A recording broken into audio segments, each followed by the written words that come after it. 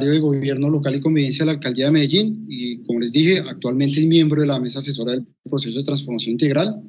También tenemos a Miguel Garza Flores, un experto internacional. Él es experto en estándares,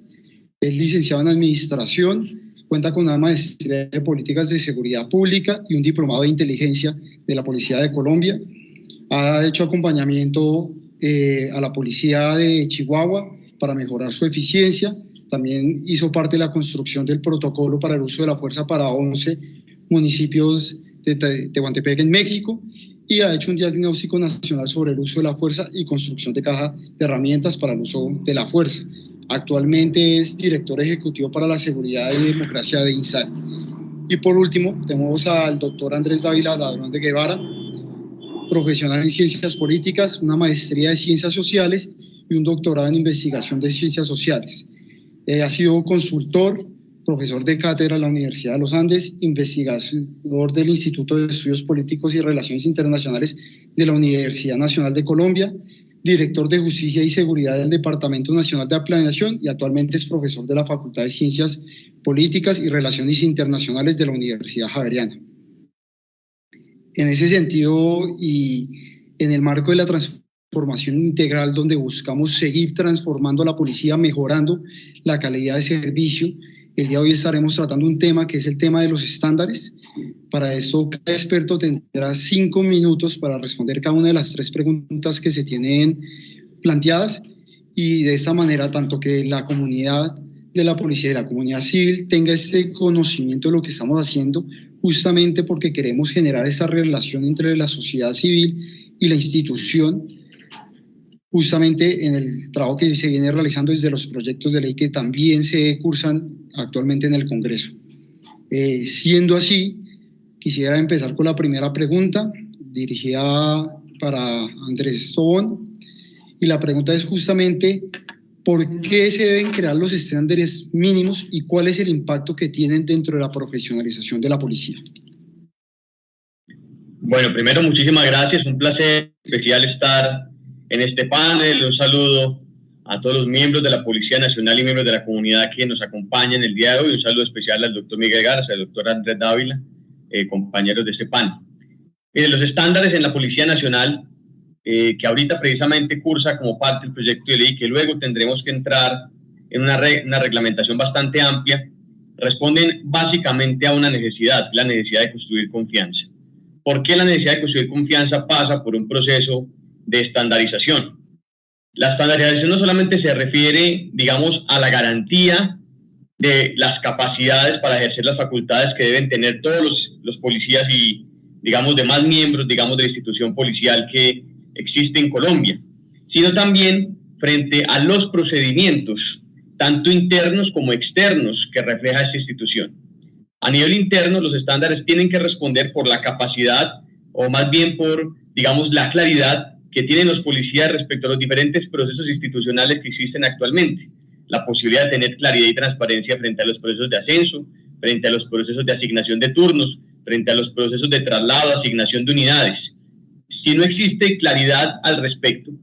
si no existe, digamos, una transparencia suficiente al respecto, no solamente estamos atentando contra, digamos, el bienestar de cada uno de los hombres y mujeres que corresponden y hacen parte de la institución, sino que necesariamente estamos afectando la calidad en la prestación del servicio. Un policía de vigilancia que no sabe cuándo sale a descanso, que no sabe qué días de la semana en efecto puede ver a su familia o a qué horas puede ver a su familia, o peor, un policía de vigilancia que no tiene, digamos, la posibilidad de planear sus vacaciones, evidentemente tiene una condición, digamos, si se quiere, bastante negativa en materia de la planeación de sus asuntos personales, que puede reflejarse también en una circunstancia de actuación negativa en el servicio. Igualmente, digamos, tanto a nivel ejecutivo como directivo, la Policía Nacional requiere, digamos, una claridad bastante amplia y estandarizada en lo que tiene que ver con el ascenso. No solamente en el nivel ejecutivo interno, es decir, de patrullero, subintendente, intendente y de ahí en adelante, y por supuesto los oficiales en el mismo rango, sino sobre todo la posibilidad de que quienes hacen parte hoy del sector ejecutivo de la Policía Nacional obtengan información suficientemente clara sobre los procedimientos que permitirían que un miembro del Ejecutivo pase al nivel directivo de la policía, es decir, de qué manera y bajo qué estándares y protocolos y determinaciones un subintendente, intendente, a lo mejor luego un comisario puede hacer parte del proceso oficial de la Policía Nacional. Eso hace parte de la transparencia estandarizada que requerimos. Eso es lo interno de la policía. A nivel externo, digamos, es mucho más importante, toda vez que es, digamos, la atención al cliente, que es el ciudadano en el día a día. Que tengamos procesos claros, repetitivos, sistemáticos, transparentes, frente a cada uno de los elementos y situaciones que tiene un policía frente al ciudadano, bien sea en materia de tránsito, bien sea en materia de revisión de antecedentes, bien sea en un registro de personas, bien sea incluso en un proceso de captura frente a un presunto delincuente, da cuenta no solo de la garantía de que el proceso o los procedimientos de cada uno de esos elementos que acabo de mencionar funcionen muy bien, sino también, por supuesto, de una institución que habla de una sola manera, una institución que se expresa de manera unificada, una institución que, digamos, en sus maneras de hablar frente al ciudadano tiene, por supuesto, unas guías y protocolos claros que reflejan, por supuesto, una buena atención, y eso termina constituyéndose en una circunstancia, como dije al principio, de confianza. ¿Por qué confianza? Porque si eso está estandarizado, si logramos que los estándares incluyan y, por supuesto, reglamenten protocolos y manuales, y si esos manuales logramos incluirlos en el quehacer cotidiano del policía de la calle, del policía de las especialidades y, por supuesto, al interior de la policía, todos sabremos muy bien qué esperar cuando nos encontramos con un policía. Todos sabremos muy bien qué esperar cuando nos encontramos con un procedimiento policivo en la calle. Incluso, por supuesto, las personas que presuntamente cometieron algún delito tendrán también, por supuesto, que esperar muy bien qué es lo que pasa cuando un policía, por supuesto, se les acerca en un procedimiento determinado. Y esto ayudará en términos procedimentales, judiciales, pero sobre todo ayudará en términos de construcción de confianza frente al ciudadano, que entiende muy bien que la policía es una, que funciona de una manera y que siempre lo hace en todos los rincones del Estado colombiano. Hacia allá tiene que ir el proceso de estandarización. Por ahora es un asunto que, digamos, se encuentra, si se quiere, en la primera fase.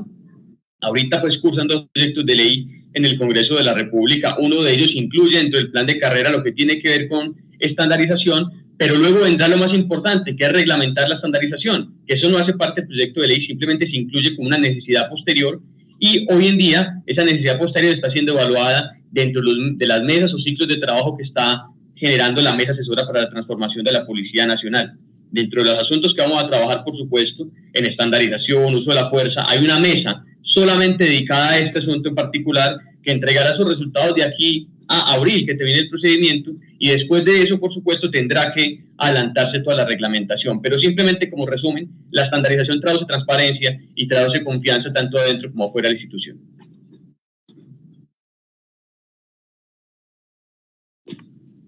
Perfecto, Andrés, muchísimas gracias. Ahí queda muy claro la necesidad de un principio de confianza entre la ciudadanía y el policía, incluso dentro de la misma institución, en la claridad de los procesos, más que todo de ascenso y de las reglas de juego que deben tener nuestros policías.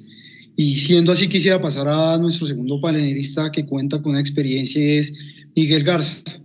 No, misma pregunta, ¿por qué se deben generar unos estándares mínimos dentro de la policía y cuál es el impacto que van a lograr tener?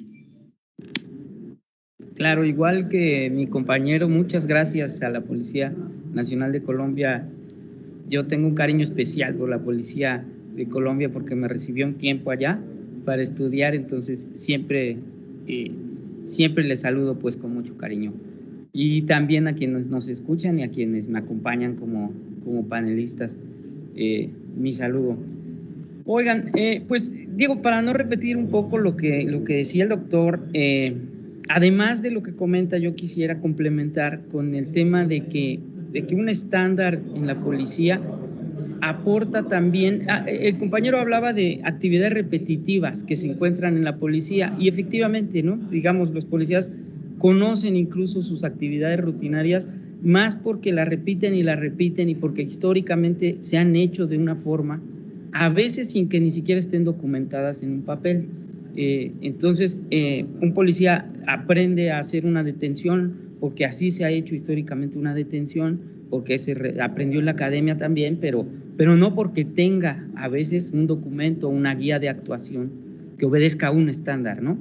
¿Cómo se hace la detención? Paso por paso con un procedimiento que esté basado, construido digamos, en base a estándares. Y lo que yo quisiera agregar a lo que ya comentó el doctor es, yo creo que debe ser una guía de actuación también, un estándar. Es decir, que con eso las y los policías tengan certeza jurídica y certeza en su actuación, ¿no? En el caso mexicano es muy frecuente encontrar instituciones policiales en las que el personal de vigilancia, como ustedes llaman, digamos, del servicio de vigilancia, acá nosotros, pues, el servicio, la policía operativa, quienes están patrullando, pues a veces tengan dudas de si algo se puede hacer, si no se puede hacer. En una misma intervención, 2 o 3 oficiales pueden tener un criterio diferente según lo que encuentran en terreno. Y en la medida que no hay pues una guía de actuación, repito, un documento, que no es que ellos lo vayan a traer viendo todo el tiempo, es que va a existir, va a haber ejercicios en los que se tienen que aprender esos procedimientos y va a ser la guía de actuación. Pero además, no solo para que esté escrita ahí, digamos, guardada de adorno, sino porque brinde certeza jurídica, es decir, y ustedes justo lo está viviendo la policía colombiana en este momento, hay una actuación en la que al parecer hubo un exceso que un policía puede argumentar, lo que yo hice fue porque mi manual de operación así lo señala. Si eso es un exceso o no a los ojos de otras personas que lo vean, bueno, eso ya se evaluará y además la instancia ministerial pues lo investiga, ¿no? Pero certeza me refiero a que los policías, en la medida que se apegan a ese criterio, pues tienen más certeza jurídica de que no se van a meter en un problema legal. Entonces, bueno, además de que sean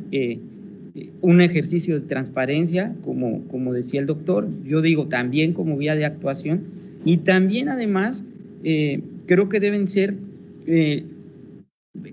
pues un criterio que permite mostrar una institución profesional, más profesional. Es decir, cuando uno vea por fin en las policías de Latinoamérica que una detención se realiza de la misma manera, que el equipamiento es siempre de la misma manera, que el uniforme es siempre de la misma manera, que la carrera policial ya no es discrecional y es siempre con respecto de los grados y de las jerarquías y con del escalafón, y eso se vuelve muy formal.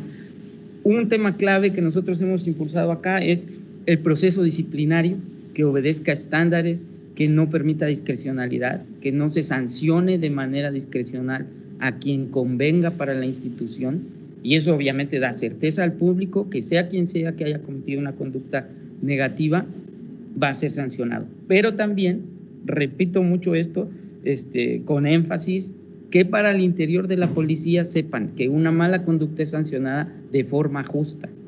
Eso también da certeza para los que se portan bien, porque así no van a ser destituidos por algún uso discrecional del proceso disciplinario. Y eso está, me voy a referir más en la otra pregunta, pero está construido, se puede construir estándares en base a mejores prácticas internacionales y nacionales en el caso mexicano y pues obviamente en el caso de Latinoamérica. Por ejemplo, que en el sistema disciplinario exista un área investigadora de las conductas y un órgano colegiado que sancione. Y bueno, ahí podríamos platicar en dónde debe estar la función investigadora, dentro de la línea de mando de la policía, bajo el mando del director general de la policía, o, digamos, ponernos más intrépidos y que sea fuera de la estructura, que no obedezca el director de asuntos internos encargado de las investigaciones disciplinarias de quien dirige la policía, porque eso permite discrecionalidad. Por ejemplo, en Latinoamérica no hemos alcanzado eso, ¿no? Y digamos, eso lo dejo ahorita para complementarlo en mi siguiente participación. Gracias. Perfecto, Miguel, muchísimas gracias. Ahí lo podemos encaminar un poco esta guía con el principio de confianza, tanto para el policía en su actuación, también dentro de las investigaciones que se pueden presentar internamente, pero también con el ciudadano que sepa que los procedimientos que se están haciendo es bajo unos lineamientos que sean claros. Y ya por último tenemos a Andrés Dávila. Doctor, por favor, si nos puede también comentar por qué se deben crear estándares mínimos dentro de la policía y cuál es el impacto que estos van a generar. Bueno, antes de todo, pues muchas gracias por la invitación a los organizadores. Un saludo para pues los compañeros del panel, el moderador y pues todos los que nos están escuchando, tanto miembros de la policía como ojalá muchos ciudadanos colombianos, que creo que hace falta que se conozca mucho más estos temas internos de la policía en circunstancias pues que han sido complejas, como todos sabemos. Yo arrancaría diciendo que voy a referir 4 cosas en estos 5 minutos. Fíjense, yo pensaría que queda la sensación con este tema de los estándares que no hay estándares, y yo lo que diría es que desde finales del siglo XIX nuestra policía ha estado sobre-reglamentada y llena de requisitos, además muchos de ellos escritos, que tienen que llevar escritos a mano en minutas gigantes, porque está en el quehacer policial desde los orígenes y por la tradición colombiana en la materia. Pero evidentemente también considero que esta iniciativa esté en uno de los proyectos de ley hoy en curso, pues tiene varias virtudes,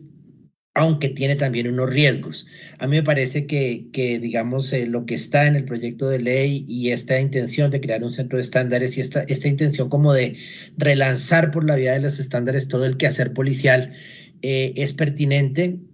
es útil, y puede atender, digamos, los problemas de pérdida de confianza y de pérdida de legitimidad que indudablemente, pues después de lo que hemos vivido en estos últimos años, están ahí presentes y sobre los cuales es importante hacer algo. Y con una diferencia muy importante respecto a lo que sucedió en los años 90, y es que ahí el tema de la presencia del narcotráfico y la corrupción pues generó rápidamente la reacción, una fácil legitimidad y recuperación de confianza, que no era fácil, pero se logró. Y en cambio ahorita los retos por el tema de derechos humanos, represión, etcétera, etcétera, suena más difícil, y además por otros problemas que pues quienes sabemos un poco la situación a la que ha estado sometida la policía, pues están ahí presentes y no son de fácil solución. En ese sentido pienso también que es oportuno que esté el tema, y que aunque para muchos sectores esto es producto como una reacción, pues quienes hemos estado cerquita de la policía, que siempre está como en procesos de reforma interna, etcétera, tratando de mejorar sus comportamientos, sus actitudes, su capacidad de responder a las múltiples misiones que tiene, pues sabemos que esto no es de que se lo sacaron de la manga este año para responder a la crisis, sino que venía en un proceso que es más largo, que es más complejo, pero que es difícil y que tiene unos riesgos, que es lo que quiero señalar ahora. En esos riesgos, digamos, hay uno que me parece que está allí y que no afecta solo este quehacer de la policía, creo que es como yo lo llamo, como un poco el mal nacional, y que ahora está un poco en la moda, que uno está lleno de estándares, indicadores, rutas, y digamos, todas nos quedan perfectamente hechas en teoría, pero en su implementación y en su aplicación y en lograr efectos, pues es mucho más complejo. Y en ese sentido creo que un llamado de atención para quienes están en las mesas asesoras y quienes están participando del proceso, cuando ojalá pase esto sin problemas en el proyecto de ley y haya que construir la reglamentación, tengamos en cuenta el tener mucho cuidado con los excesos de estándares, porque podemos tener, digamos, una infinidad de estándares que ni el director general de la policía va a saber, y va a tener que hacer varios doctorados para poderlos tener en cuenta. Entonces es muy importante, digamos, tener mucho cuidado con ese tema de los excesos en una institución y en un país que es dado al legalismo, a la hiperreglamentación, etcétera, etcétera. Yo tuve el infortunio por un contrato viejo de consultoría, tener que atender una cuestión de la Inspección General de la Policía, y yo decía, pero perdí como 10 horas de mi vida asistiendo a una cosa que no tenía ningún sentido, sobre una cosa en que nadie se robó plata, nada de eso, pero los procedimientos, hay 3 asistencias a cosas, etcétera, etcétera, y eso, cambiar eso sería uno de los retos en que yo propondría mucha simplificación, tener mucho cuidado con no caer en esos excesos, en ese legalismo. Y después viene un reto más grande que creo que quienes han estado cerca de la policía saben, y es lograr que esto se conozca internamente y se difunda a todo el personal de la policía. Eso es una tarea inmensa, pero pues la tienen clara por el lado de que va a quedar incurso en todo el tema de capacitación y formación de los policías, pero lo más difícil y lo que más hace falta, que la sociedad colombiana pueda entender estos procesos y pueda ayudar a recuperar esa confianza que se ha perdido fuertemente en estos últimos años. Yo cerraría ahí porque ya terminé mis 5 minutos. Muchas gracias. Doctor, muchísimas gracias y yo creo que ahí volvemos a tocar el tema del principio de confianza. Es cierto que los centros de estándares y generar esos estándares pueden ayudar. No es un camino fácil, en especial por esa parte que es importante, que es la socialización, tanto internamente dentro de la institución, pero también con la ciudadanía para generar ese mismo lenguaje que se necesita en muchas ocasiones. Y es por eso que ya quiero pasar a la segunda pregunta y es, ¿cuáles deben ser las fuentes que deben tenerse en cuenta para formular los estándares mínimos profesionales en los cuerpos de policía? Quisiera, Miguel, que esta vez empezara usted para dar un movimiento acá. Claro, gracias. Yo creo que sin duda habría que revisar pues primero mejores prácticas internacionales. Algunas aplicarán en nuestros países en Latinoamérica, otras no, pero hay que revisar, por ejemplo, lo que desde hace mucho tiempo hace la policía de Seattle en Estados Unidos, que tiene pues un gran avance, por ejemplo, en el tema de uso de la fuerza. Ellos son como los primeros, de las primeras instituciones policiales en documentar el uso de la fuerza y con todo lo que el sistema de documentar el uso de la fuerza implica, ¿no? Se puede construir un par de estándares, porque hay un poco, como dice el doctor que me antecede en esta participación, no es que va a ser 8,000 estándares que tengan que ver con el uso de la fuerza. Se puede hacer un par de estándares sólidos de uso de la fuerza, pero que de ahí se desprendan ciertos procedimientos y procesos dentro de la institución para asegurar, por ejemplo, que se siga esa muy buena práctica que surgió en Seattle, que es documentar el uso de la fuerza, ¿no? Documentar el uso de la fuerza implica que tiene que existir un protocolo, un procedimiento para el uso de la fuerza, tiene que existir un formato específico para el uso de la fuerza que un policía pueda requisitar una vez que usó la fuerza, en donde describe el nivel de fuerza que usó, por qué la usó, a qué nivel de agresión respondió, con qué tipo de armamento o de herramienta hizo el uso de la fuerza, y describir las lesiones que causó, si es que causó, etcétera. Entonces, ahí ya llevamos varios procedimientos que se desprenden nomás, digamos, de un estándar, ¿no? La otra es, por ejemplo, que la institución ahí, una es el policía, hace su formato porque hizo uso de la fuerza, pero ese formato ¿a dónde lo lleva, no? Entonces, según otro procedimiento que se tiene que crear, si es que no existiera, pues es que ese formato se entrega a un área de análisis en donde ese formato se captura, se sistematiza y se hace un análisis de ese documento, de esa serie de documentos que se recopilan. Y luego de ahí se pasa a áreas operativas para tener aprendizaje del uso de la fuerza, ese es el objetivo, o a la academia de policía, a la escuela de la policía, para que se modifique alguna cuestión de capacitación que esté fallando, incluso a las áreas de equipamiento, de administrativas que compran los equipamientos y eso, porque a lo mejor el equipo no es el adecuado, a lo mejor el modelo de fuerza no es el adecuado, a lo mejor el lineamiento al que están siguiendo no es el adecuado, y bueno, el aprendizaje que se da por documentar y seguir este procedimiento, pues es muy interesante y muy importante para la policía, porque permite ir corrigiendo en el camino, por ejemplo, en términos de uso de la fuerza. Otra fuente que sin duda pues se tiene que revisar es lo que hace la Asociación Internacional de Jefes de Policía, la IACP, que genera pues muchos procedimientos que están disponibles en línea, que los puede revisar la gente. Y ahí también, regresando a algún comentario que hizo algún panelista en este momento, que es, hay varias versiones para hacer un protocolo, un procedimiento policial, que puede ser muy extenso, muy detallado, muy caso por caso. La Policía de Los Ángeles, uno puede descargar en línea 6 o 7 tomos de este tamaño, que son todos los procedimientos operativos de la Policía de Los Ángeles, pero consideran casos que de verdad son útiles para los policías en campo, si accionan su arma contra un animal, si pueden accionar su arma en un vehículo en movimiento, si pueden disparar contra un menor de edad, en fin, todos los escenarios que se pueda los van documentando y los van poniendo en sus manuales. Ese manual es público y al hacerlo público pasa lo que decía el doctor en la primera participación. Si hay todavía muchas dudas en Latinoamérica de la policía,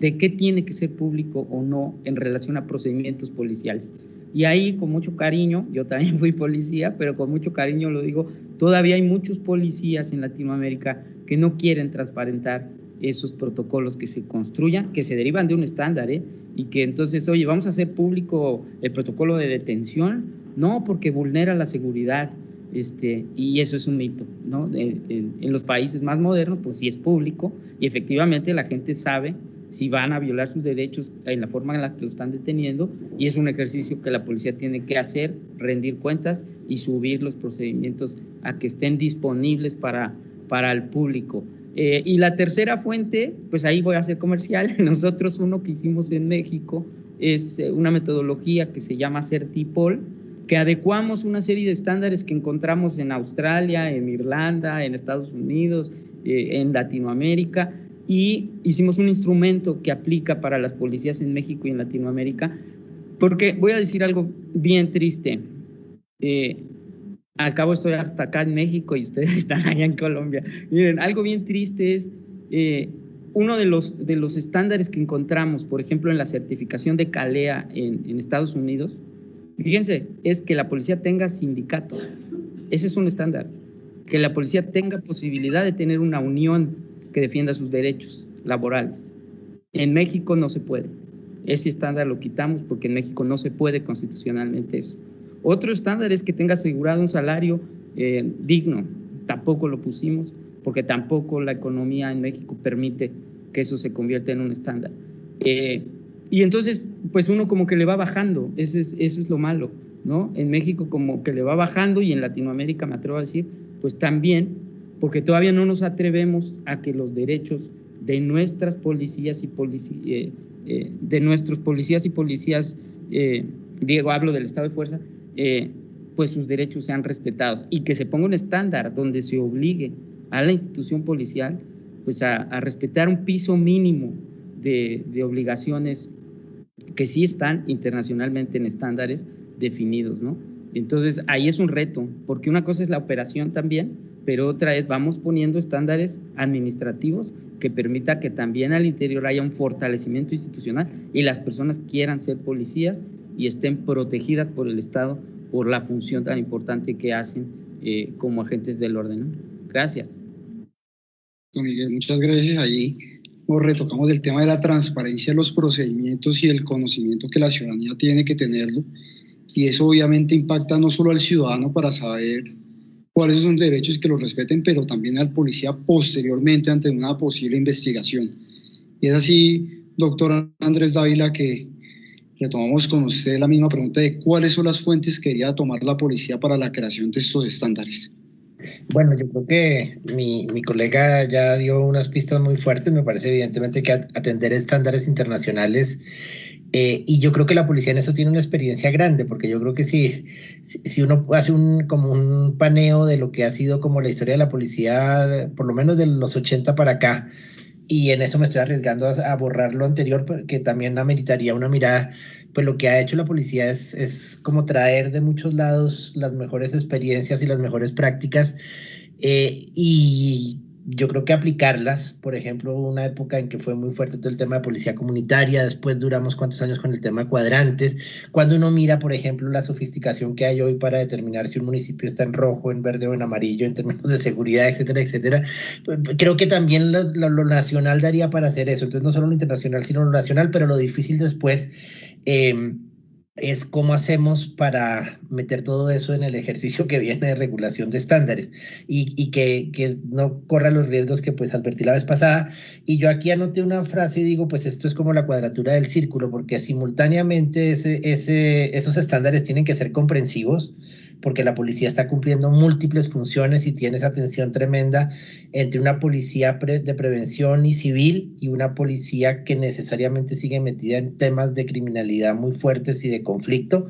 y que eso es realidad en nuestra policía hoy. O sea, es una policía un poco, entiéndanmelo bien, no es una crítica, pero un poco que igual que nuestra sociedad es un poco esquizofrénica, porque simultáneamente tiene que hacer prevención, respetar los derechos humanos, cuidar la democracia, etcétera, etcétera, y por otro lado tiene que atender una criminalidad y una conflictividad que requiere reacciones y cosas que están más cerca de acciones de tipo militar, digamos, aunque yo soy de los que rechazo mucho este tema de que los excesos de la fuerza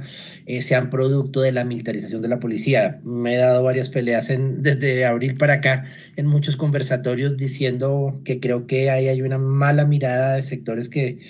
siguen anclados en una visión de la policía como de los años 70. Y la gente se pone bravísima cuando les digo eso.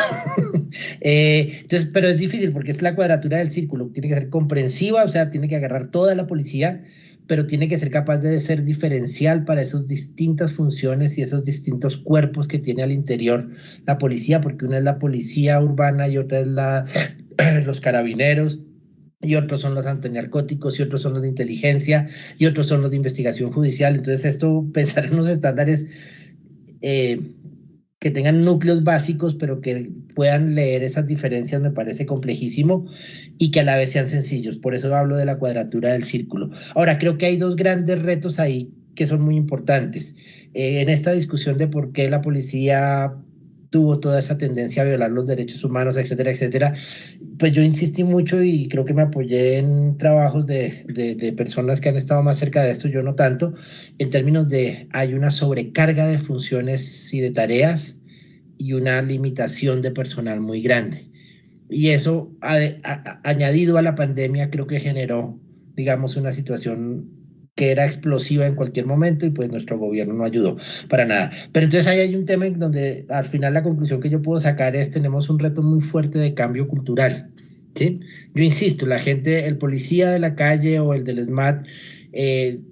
no tiende a esos excesos porque lo hayan formado en las escuelas de los Estados Unidos, anticomunismo, no sé qué. Hay un tema cultural en donde tenemos una tendencia fácil al exceso en el uso de la fuerza, a salirnos del tema, y si no hay condiciones laborales apropiadas y procesos de capacitación y recapacitación continuos, pues es mucho más difícil, ¿sí? Y cosas tan sencillas como la que se señalaba arriba, si no se sabe cuándo puede uno ir a ver a su familia en la semana y tenemos 2 meses de paro nacional con marchas casi todos los días, pues el tema se vuelve crítico. Y el otro tema es el tema de la transparencia. Y ahí simplemente pues aprovecho un poquito para ponerme de ejemplo. Con todo lo que ha cambiado la educación con el tema de la pandemia y la virtualidad, y pues todavía yo tengo muchos colegas que no permiten a sus estudiantes que se grabe la sesión. Ese es un tema que creo que recoge muy bien esta idea de, oigan, la transparencia sería lo mejor y ahí no hay que temerle tanto a que la sociedad pueda ver y pueda conocer cómo opera la policía, por qué acude de esta manera, etcétera, etcétera, para poder mejorar la discusión pública sobre los retos de la policía. Gracias, doctor. Y ahí tocamos, además del tema de la transparencia, lo que es capacitación y recapacitación. En especial si toca modificar algún estándar en el proceso, como también lo decía Miguel, pero también un tema de bienestar al interior de la institución, que es lo que permite al final del día prestar un servicio de policía, digamos, adecuado para la ciudadanía. Y ya cerramos esta pregunta con la intervención de Andrés Tobón. De nuevo, ¿cuáles son las fuentes que debería tener en cuenta la policía para la planeación de estos estándares? Sí, no, yo creo que ya de acuerdo a lo que han dicho mis colegas, el tema de política comparada internacional tiene que ser siempre como la primera parte, ¿cierto? La primera parte, no solamente las convencionales, los tratados sobre los derechos civiles y políticos, los tratados sobre el uso de la fuerza, los tratados sobre armas químicas y todo lo que ya conocemos muy bien en este sentido, sino también, por supuesto, digamos, las herramientas estandarizadas que de las diferentes organizaciones de policía del mundo han logrado construir, Ameripol, Interpol y demás, digamos, han logrado herramientas muy interesantes alrededor de procedimientos y comportamientos policiales que hacen parte, si se quiere, ya hoy, como lo decía el doctor Dávila ahora, de los manuales internos de la Policía Nacional. Digamos que ya eso hace parte de la esencia, hace parte, si se quiere, de la herramienta doctrinal con la que cuentan los policías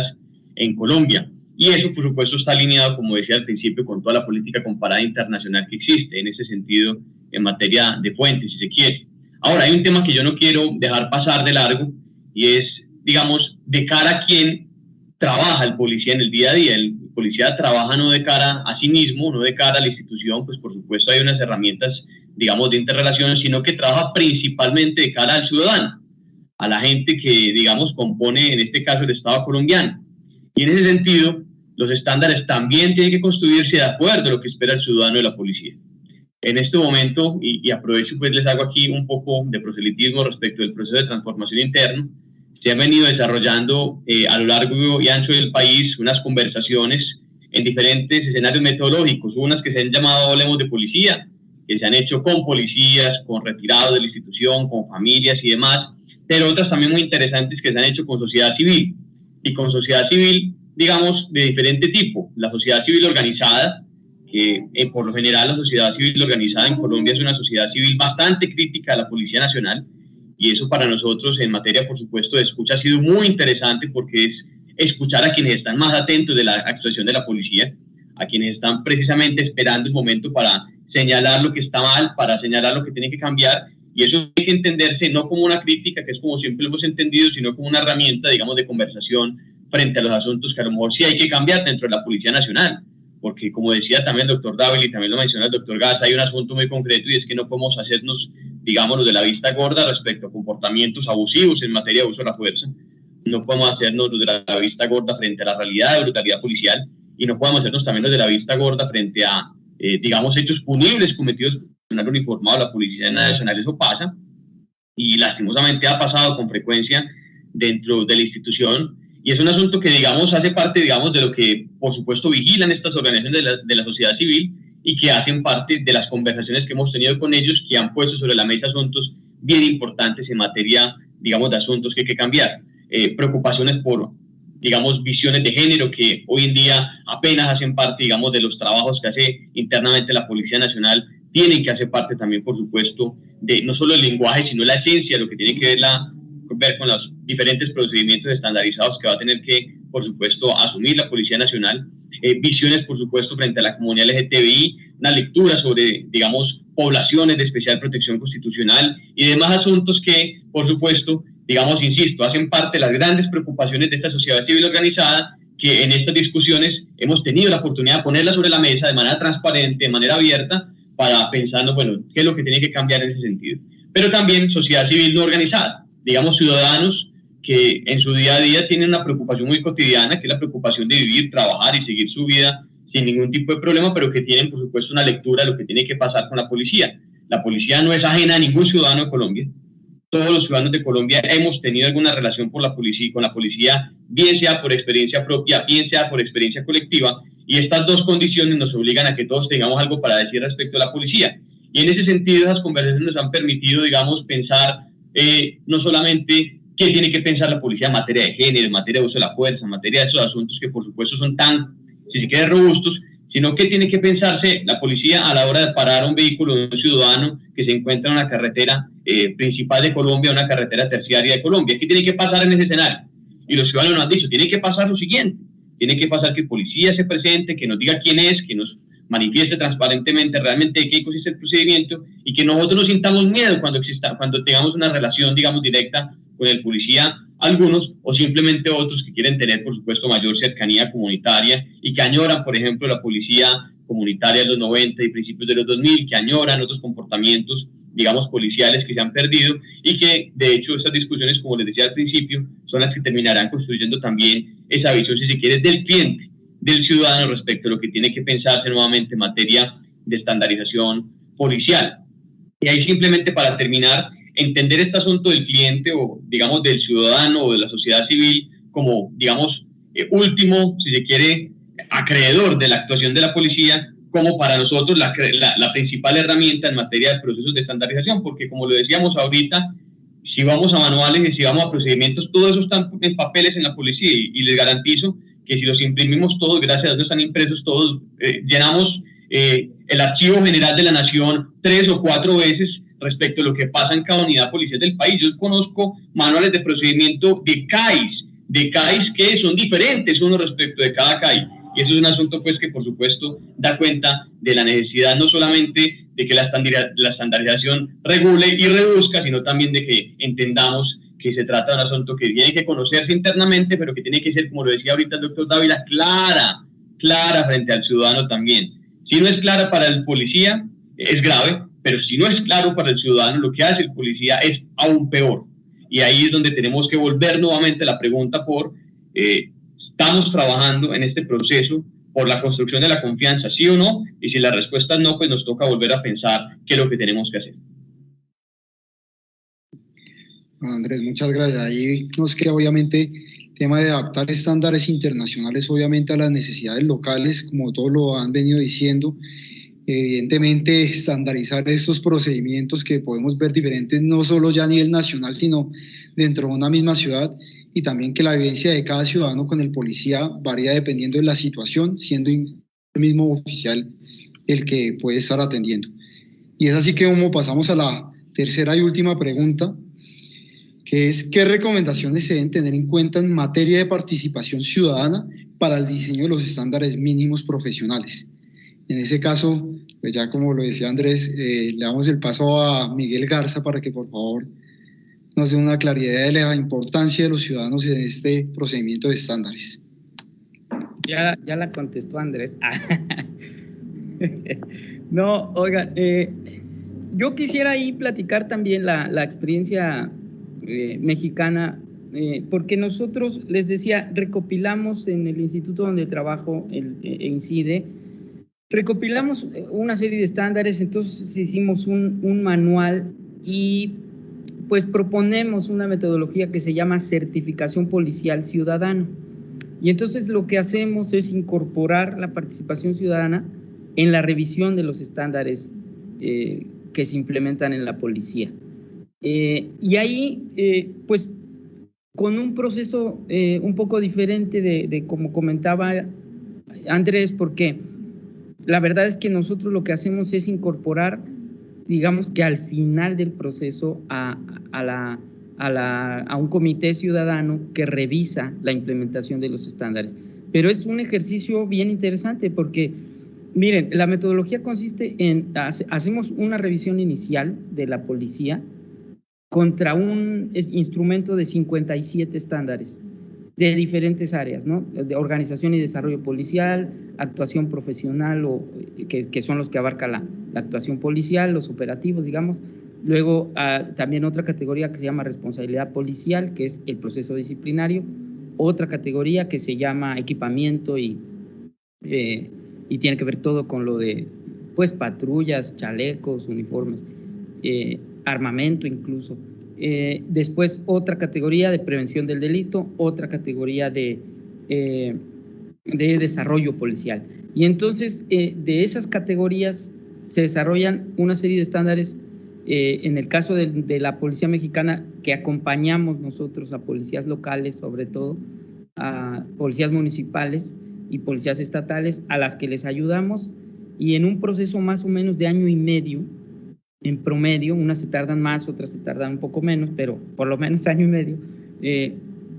implementan los estándares. Y ahí, de acuerdo mucho en lo que decían mis compañeros, una cosa es hacer en papel el procedimiento y él está adecuado, puede ser con la mejor práctica del mundo, pero de ahí a que se implemente, que el estado de fuerza completo, las y los policías lo conozcan, pues eso lleva tiempo y lleva un proceso, ¿no?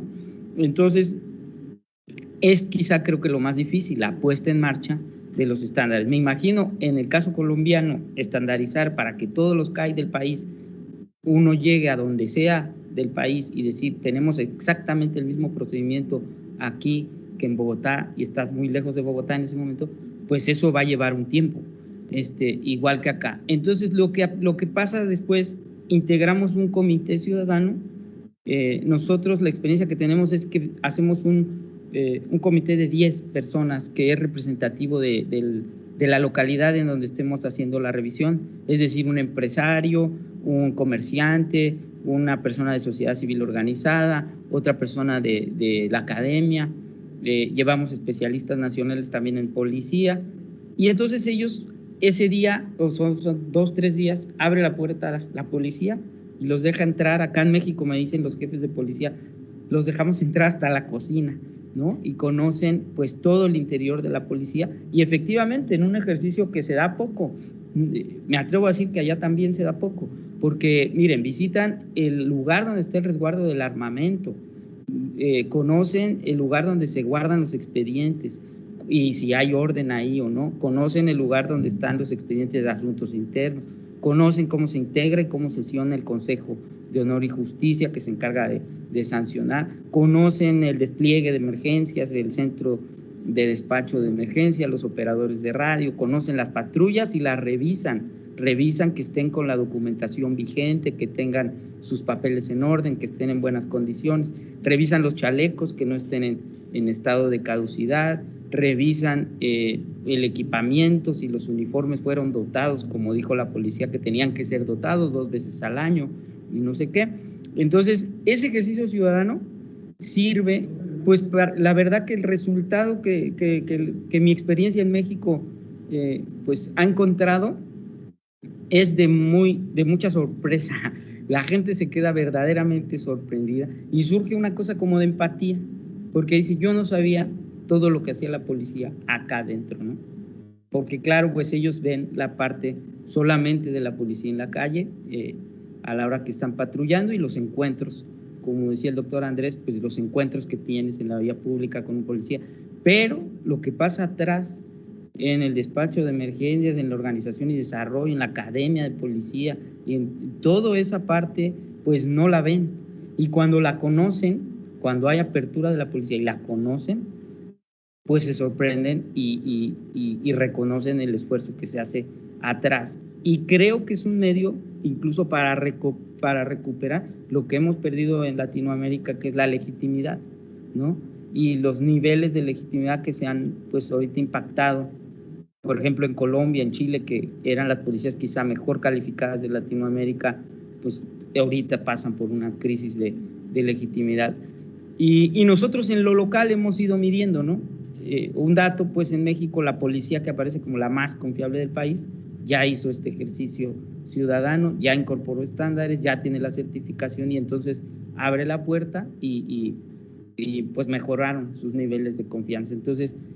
creo que esa es una forma de incorporar la participación ciudadana, porque también hay jefes policiales que se asustan cuando oyen que van a participar ciudadanos, aunque sea especializados, porque dicen, no van a venir ellos a diseñarme mis estándares, no van a venir los académicos a diseñarme los estándares desde un escritorio, y ellos no se han agarrado a balazos, y ellos no se han subido a la patrulla, y todo lo que ya saben. Pero sí, en otros momentos se puede, y la experiencia ciudadana de permitirles, de veras, es invaluable. Muchas gracias por la invitación. No, muchísimas gracias, Miguel. Y ahí algo muy claro que hemos visto, y es la implementación del estándar puede variar dependiendo de cómo se presente, obviamente, en la calle, pero también la posibilidad de que el ciudadano conozca a la policía más allá del servicio de policía en la calle, sino también las otras funciones que se enmarcan dentro de la institución y las condiciones del mismo. Así, doctor Andrés, si usted nos puede continuar en esta línea de la importancia de los ciudadanos en la implementación de los estándares.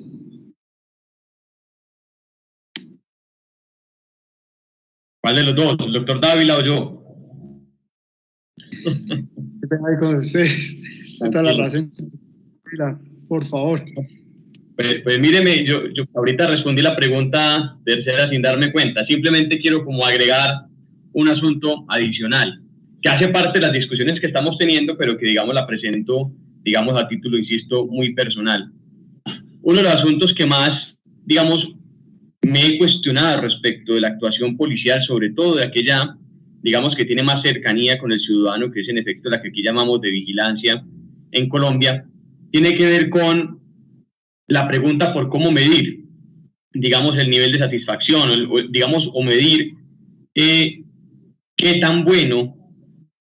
o qué tan buena es la actuación del policía y la tarea del policía en la calle. Y frente a esta pregunta, digamos, cuando estuve trabajando como secretario de Seguridad y Convivencia en Medellín, permanentemente teníamos unas herramientas bien interesantes, pues la posibilidad de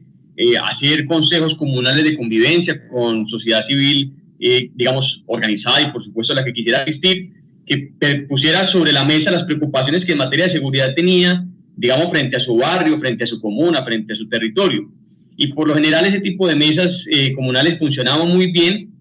en aquellos lugares donde había una muy buena relación, digamos, con el comandante de estación, el comandante del centro de atención inmediata o en general con los cuadrantes, digamos, que tenían atención sobre este tipo de espacios. Y no es que funcionara muy bien esa relación en tanto que hubiese una gran reducción de delitos o porque definitivamente en ese barrio ya no había ladrones o ya había parado cualquier tipo de violencia contra la sociedad, sino simple y llanamente porque había una relación, digamos, de vinculación en el diálogo con la policía. Es decir, porque los ciudadanos sentían que si le hablaban al policía, que si le hablaban al cuadrante, al comandante de estación, al centro de atención inmediata, había una respuesta. Y una buena respuesta, digamos, una respuesta comunicativa asertiva. Esos consejos permitían entonces identificar dónde funcionaba bien eso, y no solamente eso, sino que permitía priorizar problemas para que no solamente se quedara en el diálogo y la buena comunicación, sino que la policía supiera hacia dónde tenía que dirigir su atención, en tanto que los ciudadanos habían declarado esa prioridad. Y resultaba que, en efecto, esta comunicación, digamos, sumada a la priorización de la ciudadanía, sí desembocaba en reducción de delitos. Y, digamos, esto empezó a generar unas tranquilidades muy interesantes al interior de la policía, que dio cuenta de que, digamos, a lo mejor esa era una manera muy interesante para medir que también actuaba un policía de vigilancia respecto, por supuesto, a la comunidad en la que se encontraba. ¿Por qué menciono esto? Porque en este momento uno de los asuntos que, digamos, me asalta permanentemente como pregunta es cómo hacemos para lograr estandarizar, digamos, las herramientas y los indicadores que nos dicen si un policía está más arriba o más abajo en la posibilidad, digamos, de ascender cuando cumple la antigüedad suficiente para el próximo grado. Y, digamos, frente a esta pregunta, uno de los elementos, digamos, de indicadores proxy que siempre me he preguntado si es suficientemente interesante o válido, tiene que ver precisamente con el nivel de satisfacción de la comunidad en la cual ese policía, digamos, ha trabajado en los últimos años. Eso nos obligaría, digamos, en términos procedimentales a varios asuntos muy complicados que son los que han frenado, por supuesto, este tipo de posibilidades. Uno, una mayor estabilidad en el servicio. Ustedes bien saben, la Policía Nacional de Colombia, en su naturaleza nacional, pues tiene, por culpa de ello y por culpa también, digamos, de la no suficiencia de personal en el país, una gran inestabilidad, digamos, en materia de arraigo. Los policías van moviéndose de un lado para otro, comandantes que a veces no duran ni 6 meses, no porque sean, digamos, lo que espera la comunidad, sino porque requiere su servicio el país en otra parte. Entonces esto hace difícil que se pueda medir el nivel de satisfacción, digamos, de un policía en un territorio determinado, pero también, por supuesto, las herramientas para medir la satisfacción, digamos que son asuntos muy complejos a poner sobre la mesa, pero que hacen parte de esos asuntos importantes a discutir sobre la manera en que el policía tiene que medirse, insisto, no solamente internamente en la institución, sino frente al ciudadano mismo. Hoy en día, ¿cómo lo hace la policía? ¿Cierto? Que es, digamos, esta discusión permanente que tenemos. Lo hace a través de unos indicadores proxy que a lo mejor no son los que reflejan la preocupación del ciudadano, entonces los hace a través de procedimientos. Las tablas mínimas de requerimiento establecen unos números mínimos de registro de personas, unos números mínimos, digamos, de registro de vehículos, unos números determinados para cierto tipo de asuntos, y a lo mejor eso no es lo que espera el ciudadano. Establecen a lo mejor también en algunas ocasiones visitas a unidades residenciales que tienen que firmar unos documentos, y pareciera que hemos trasladado la preocupación de qué tan bien observa el ciudadano nuestra atención a matrices y procedimientos ridículos que lo que terminan haciendo es gastar la labor del policía en asuntos que finalmente no le corresponden, ¿cierto? El policía de vigilancia en particular, que es al que me refiero porque es la esencia, el núcleo de la policía, no está para llenar matrices, sino que está para servir al ciudadano. Entonces ahí tendremos que seguir pensando y donándonos los sesos, en buscar la herramienta concreta que nos permita definitivamente tener un indicador que nos diga, en efecto, qué nivel de satisfacción existe respecto del comportamiento comunitario. Eso quería añadir nomás. Muchas gracias. Pues muchísimas gracias. Antes de seguir con el doctor, queremos darle una despedida a Miguel Garza. Se tiene que retirar por otros temas laborales. Ustedes saben que esta vida no para, pero muchísimas gracias por todos sus aportes y por este espacio que nos permitió una construcción para lo que estamos haciendo desde la transformación integral de la policía. Muchas gracias, y muy honrado de que me hayan invitado. Estoy a la orden. Hasta luego.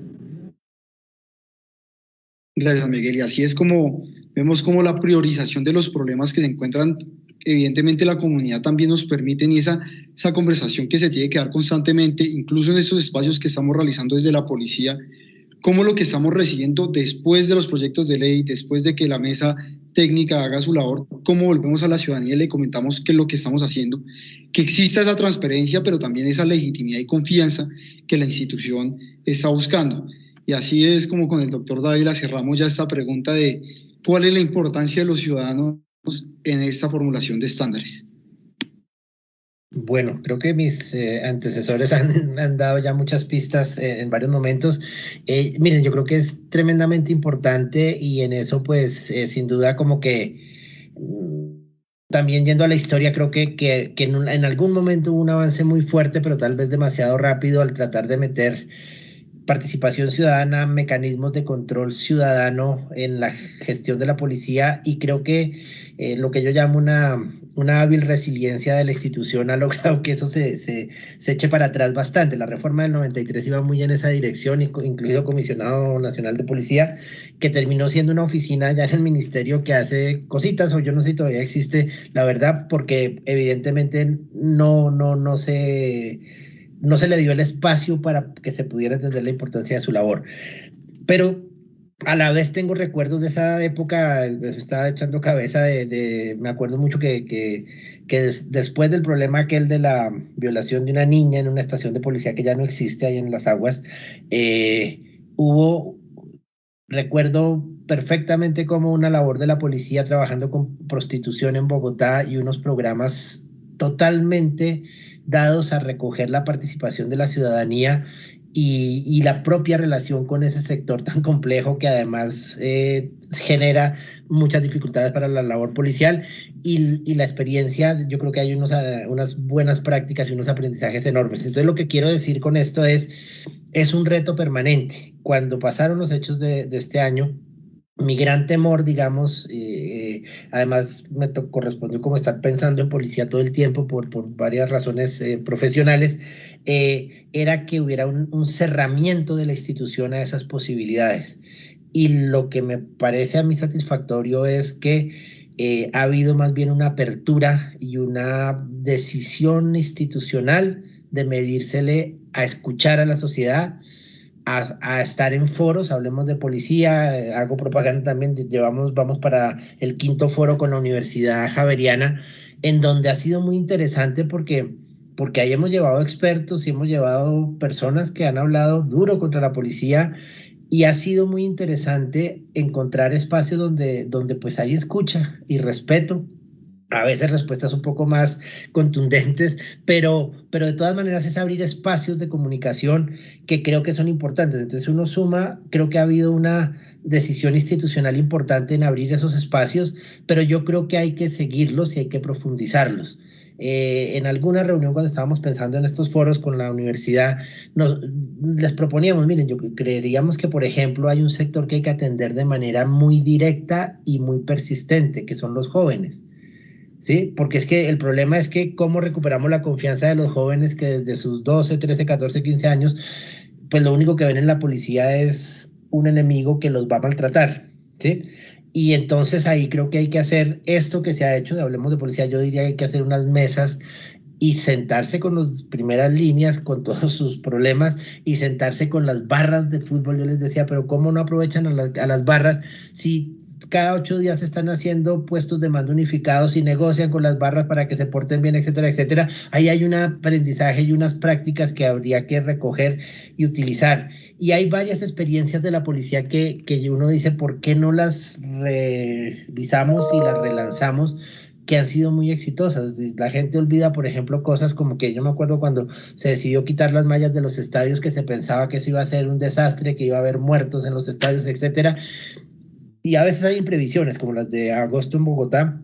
que son, creo, más culpa de la alcaldesa que de cualquier otra persona. Perdón, alcaldesa. Pero el tema es, quitamos las vallas, cambiamos el procedimiento, sacamos el ESMAD de los estadios y ahí se empezó a generar una cosa de reconocimiento y de manejo diferente. Lo único que nunca se pudo quitar fue las 2 o 3 requisas que cualquiera que vaya al estadio tiene que pasar, ¿no? Pero otras prácticas. ¿Quiénes protegieron a los desmovilizados de las FARC? ¿Quiénes los protegieron sin que pasara nada grave? Policías, ¿sí? Entonces hay unas experiencias muy fuertes y aquí en el diálogo, pues ustedes mismos y este evento de hoy recoge que hay una voluntad y una capacidad de escucha,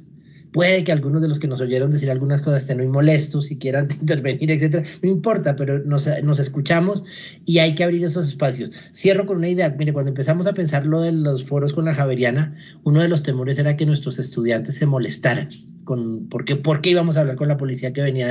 de hacer de cometer tantas cosas contra la población? Bueno, ahí vamos y no hemos recibido hasta una queja, ¿sí? Algún día un estudiante nos cuestionará, pero en general la sensación es qué bueno que nos metimos a hablar con la policía cada tanto tiempo y a sacar de esos 6 foros una posibilidad de abrir diálogos complejos para que la población y la ciudadanía y el mundo académico conozca a la policía. Me pasé 22 segundos, qué pena. Doctor, muchísimas gracias. Muchas gracias a todos nuestros panelistas, evidentemente, por este espacio, a los policías, a los académicos, miembros de la sociedad civil que se conectaron a escucharnos. Yo creo que quedan varias conclusiones de todo lo que se habló y evidentemente se podría seguir hablando, pero así en marco general sería el principio de confianza que se tiene que generar con el policía y el ciudadano, pero también al interior de la policía, con esa claridad de los estándares que se van a crear y van a quedar, evidentemente la transparencia que tiene que haber en todo momento para que se puedan generar el lenguaje que se utiliza a la hora de realizar los procedimientos, que también se puede adquirir justamente con estos diálogos que se tienen que generar con la ciudadanía, con todos los sectores. Evidentemente los jóvenes no piensan igual que los adultos, que los académicos, que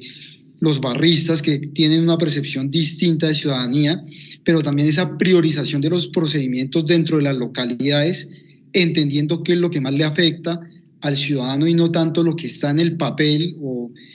lo que toca cumplir, pero también la creación de una guía de actuación con unos estándares que sean sencillos para que todos los policías lo puedan comprender y que no sea un lenguaje muy amplio y complejo que también lo haga imposible de materializar,